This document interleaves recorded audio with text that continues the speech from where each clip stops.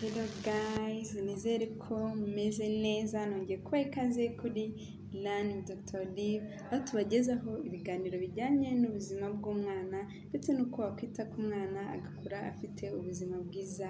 Ariko nanone tubagezaho ibiganiro bijyanye n'umwana, ariko kuva umwana bamutwite, bamubyara ndetse n'urugendo rwo kurera umwana.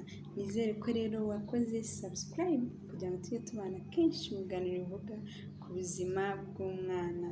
Niba turi kumwe nizere ko umeze neza ndetse nizere ko n'umwana ameze neza, kandi ni ukuri ni byiza kubona abantu benshi baza bakora subscribe kuri YouTube channel. Niyo mpamvu ukwiye gusharinga ibiganiro byacu kugira ngo birusheho kugirira benshi umumaro, barusheho kugenda nyine bunguka ubumenyi ku bijyanye n'ubuzima bw'umwana.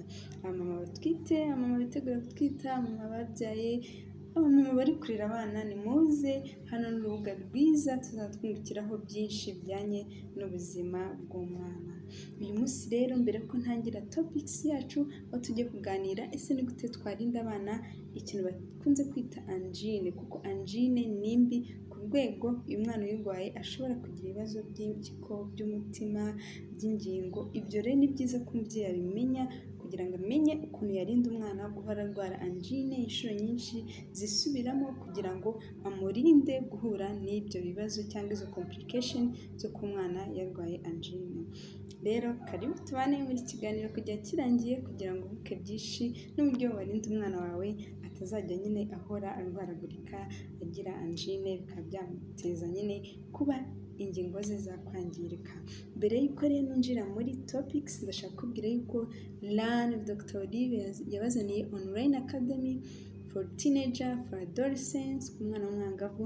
Wowe mubyeyi uri kundeba ufite umwana wifuza yuko amenya byinshi ku bintu bijyanye n'ubuzima bw'imyororokere, wifuza yuko tumuyobora muri rwa rugendo rwo kuba ari muri ya myaka igoye twita adolescence, imyaka y'ubwangavu, imyaka y'ubutineja, ni hahantu umwana aba akeneye umuntu umwumva, umuntu umusobanurira, umuntu umuha amakuru ya nyayo.